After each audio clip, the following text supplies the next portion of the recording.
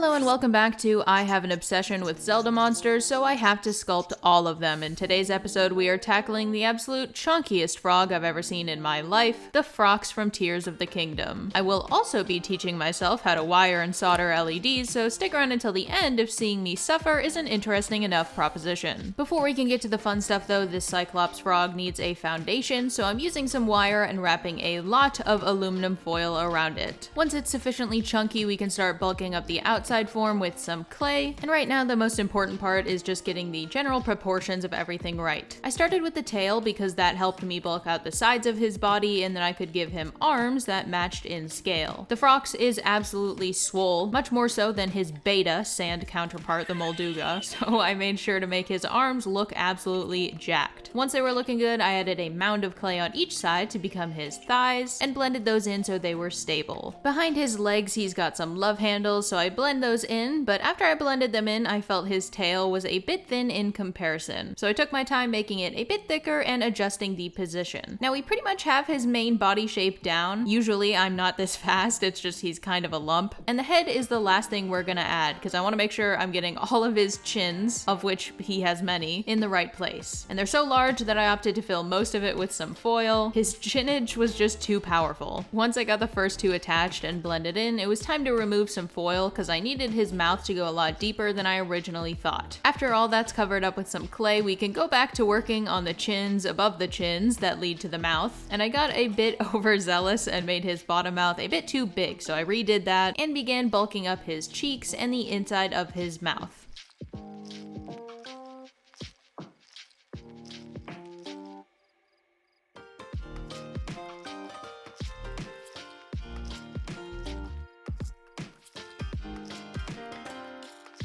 Once he finally has a head, I add a little blob of clay where I'll eventually give him a singular eyeball. With that on, I can begin working on his lips, his chin, and the smaller wrinkly details to start bringing his face to life. I also add a little more detail to his muscles and add clay wherever it doesn't feel filled out enough.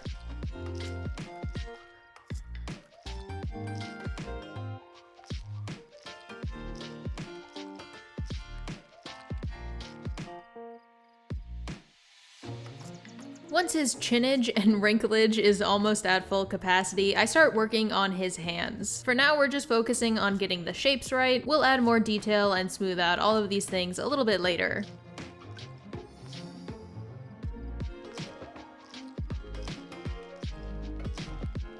After his hands were on, I gave him some tiny feetsies and attached tic-tacs of clay for his toes. Now, surprisingly enough, he's actually starting to look like a Frox, but obviously he has a lot of scratches and rough edges right now, so I'll be using some acetone to smooth him out.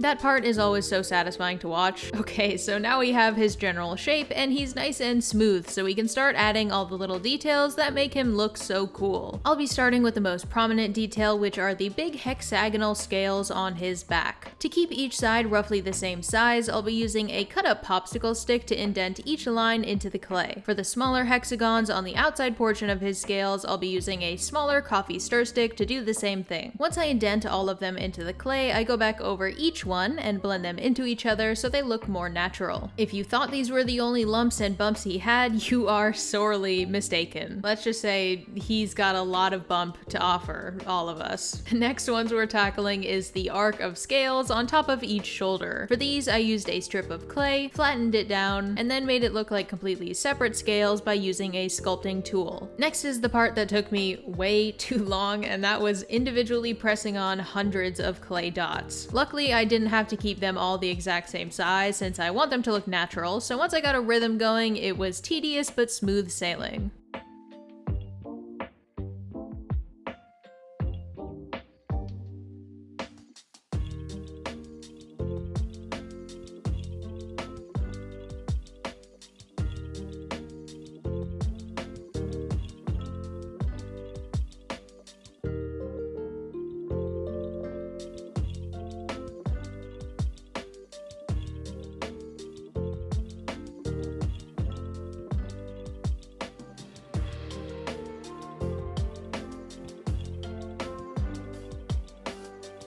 Now once all of his body was lumpified and bumpified, I could start adding details to his hexagon scales. These have several layers or tiers to them, so all I really did was use a small sculpting tool to draw in several more hexagons on the inside of each big scale.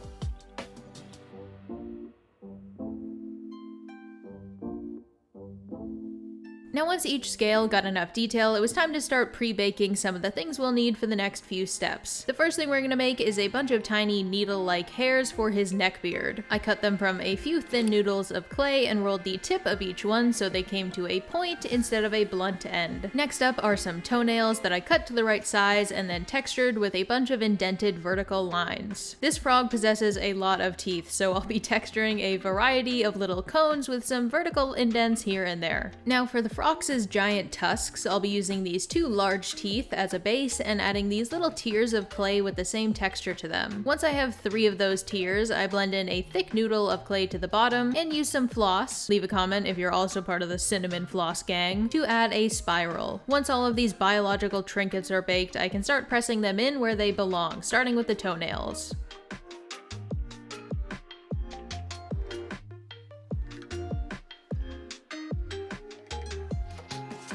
Now before we can start adding the teeth, we'll have to add a few details to the inside of his mouth. He has gums that circle around his entire mouth cavern, so I blend in some noodles of clay for that. Then I add some striations on the inside of his cheeks with a ball stylus, and with those in, I can start pressing in our pre-baked teeth.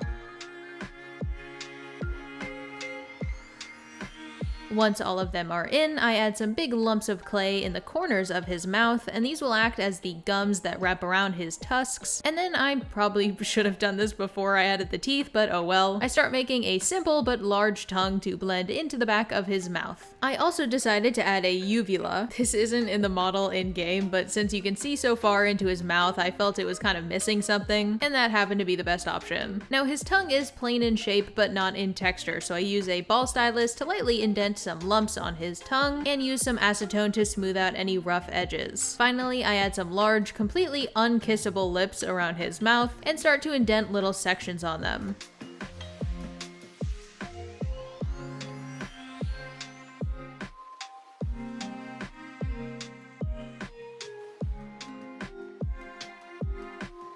Now once his lips are securely attached, detailed, and moisturized, I can get back to adding bumps to his skin as well as some hair on his head and neck.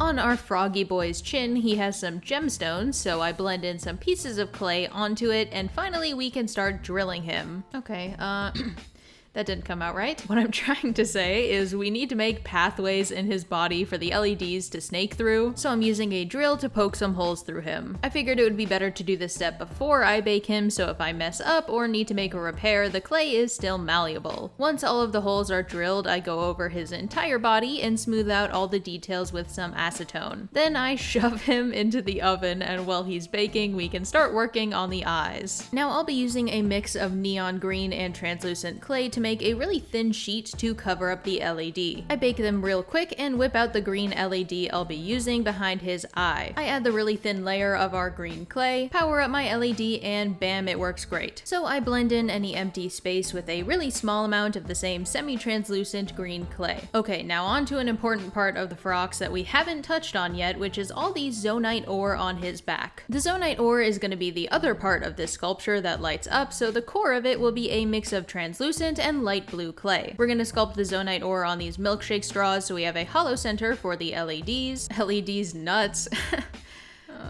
And basically, I'm just making 3 wonky cones to start. The next layer will be opaque clay, so I'm mixing up a honey yellow and wrapping a layer around the translucent clay. Once I get an even layer of yellow clay on top, I use my X-Acto knife to cut craters through the 2 layers. Now, although these clays were very fun to play with, they ended up being so excessively soft that I had to chuck them in the freezer for a bit to firm them up and make the process a bit easier. But once all the craters were cut, I just cut into the yellow clay to give it a few more rocky facets. Then came the fun part of adding swirls to each crater to make it look more like the ore in-game. Once all the craters were detailed, I grabbed a rock and used it to make these rocks look like rocks.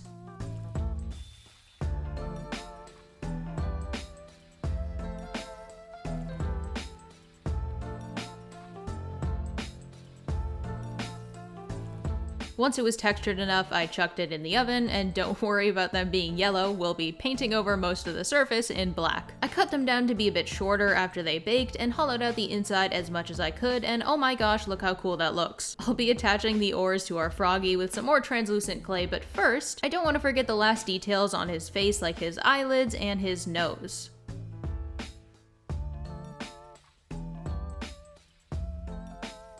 Once those details are on, I blend the Zonaite ore on top of the holes we drilled through his back. Alright, let's chuck him in the oven for the final bake, and while we wait for him to cook, let's start on our base. I've hollowed out the center of one of our foam pieces to make room for the power banks, and on the second piece of XPS foam I cut out 2 circles for the wires, as well as some more room for the power bank so the 2 pieces will sit flush against each other. To stealthily connect the 2 pieces of our base, I'm using some dollar store magnets and hot gluing them on the inside. As you can see, I can shake it and move it around, and it's pretty dang sturdy. Only really harsh movement will separate the pieces, which is good. With my hot glue gun still out, I'm gonna glue down some excess foam and carve them down so the top of the base doesn't look so flat.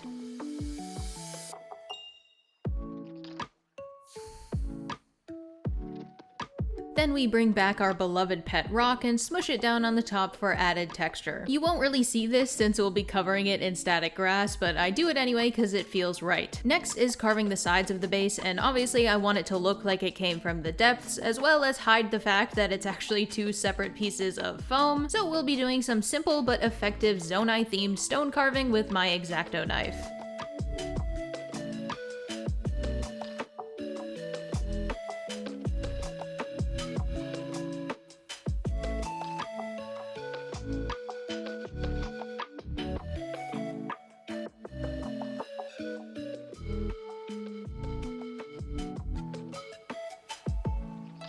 For the top section, I want it to look like the grass is overtaking the stone, so I made sure to cut carefully around the top section, which I already carved into. And of course it wouldn't be Zonaite themed if all I did was carve some stones. So I'll be yoinking that Zen garden circle theme that you see all around Zonaite buildings, and using a ball stylus to indent that into the foam. Lastly, it's time to make more rocks become more rocky with a rock that rocks. Finally, we can start to paint, and since we're already working on the base, we'll start with that. It'll get a coat of gray and several dry brush layers of increasingly lighter grays to bring out all the texture.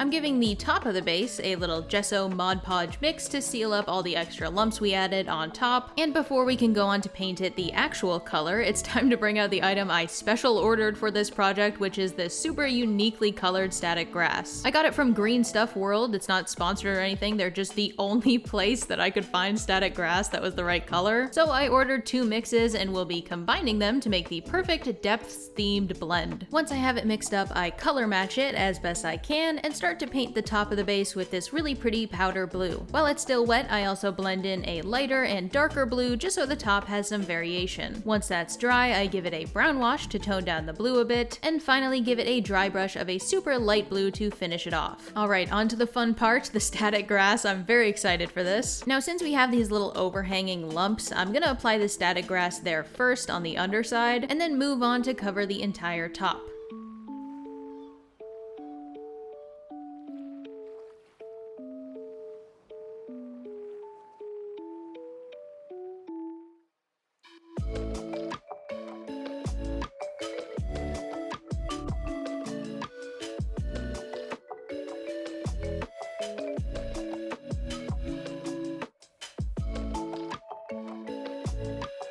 This grass is valuable to me like gold, so I knock off the excess after giving it a little time to dry and pour back the extra to be used who knows when. Alright, buckle up because it's time to paint Frog Boy. So I'm starting with the Zonaite ore and recoloring the yellow first since it wasn't as bright as I wanted it to be initially. Once the yellow parts were recolored, I painted the bottoms a super light blue and the rest of the ore a mix of gunmetal gray and black, blending the black into the blue as best I could.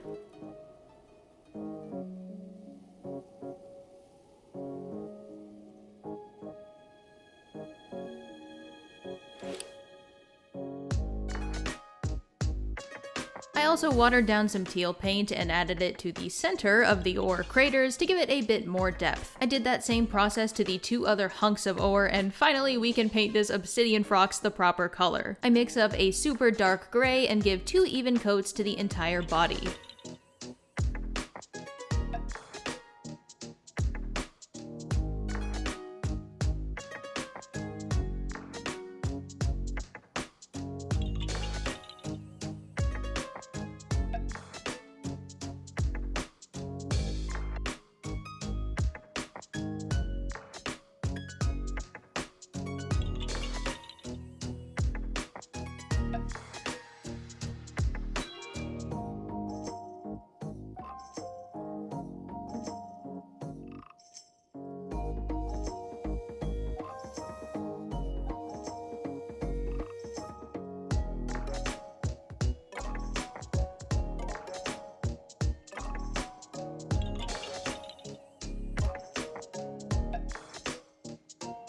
With the body painted and that paint still fresh, I'll be painting the eye next, as I will inevitably make mistakes while painting it and need the exact shade of gray to cover it up. The obsidian Frox has red scleras, so I paint those on and add some tiny pink veins to them as well. I don't want to add too much paint on the green part, so I'm using a very sheer neon green paint for the iris and adding a black border between the green and red. I add a super light mint green as the border around the pupil and fill most of it in very carefully with a black. I also use that light mint to add some faint details to the iris. Honestly, the light ended up being so bright behind the eye that you end up not seeing much of this detail, but while the light is off, I think these details make it look cool. Next up was painting the inside of the mouth, and I'm going in with a few coats of a dark wine red just to get rid of the white and act as a base. I dry brush a light pink over a few areas inside the mouth to bring out the detail, and move on to painting his glorious lime green tongue. I blend in the lime with the wine as best I could where the tongue meets the back of the mouth, and then I detail all the lumps with a darker green. All of his teeth get a shade of yellow that screams "Please buy me a Crest 3D white strip," and they get topped off with a brown wash.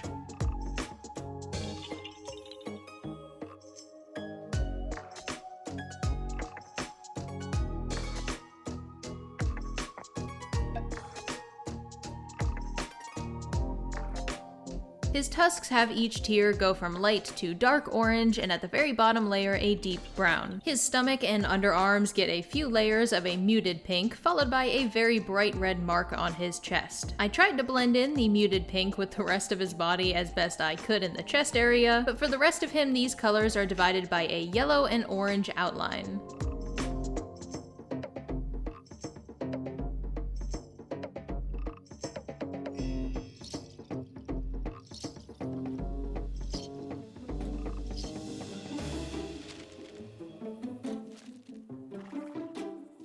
Once the colors were opaque enough, I went back in with his skin tone and added a bunch of dots on them. For his chest area, I also added some lighter pink dots alongside detailing the warts with his skin color.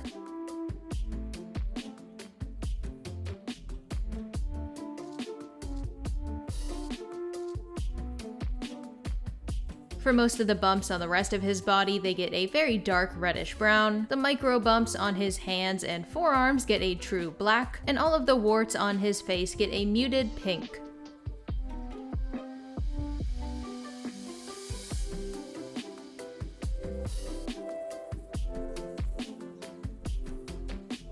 I paint his chin gems the same red as the marking on his chest, and then I paint each neckbeard hair a white, followed by a brown wash. And his back scales all get rough layers of about 4 to 5 different colors.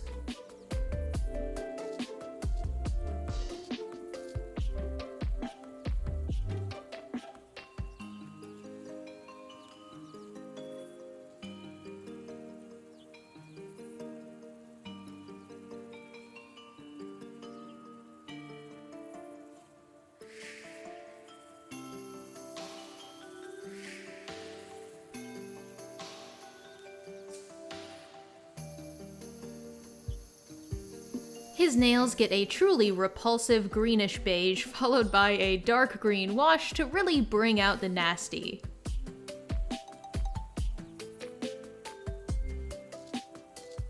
Now it's time to use some resin to bring certain parts of him to life, starting with his eye. Once I get a good glob on there, I then move on to make his chin gemstones nice and glossy. And lastly, I coat the entire inside of his mouth with a nice thick layer of resin.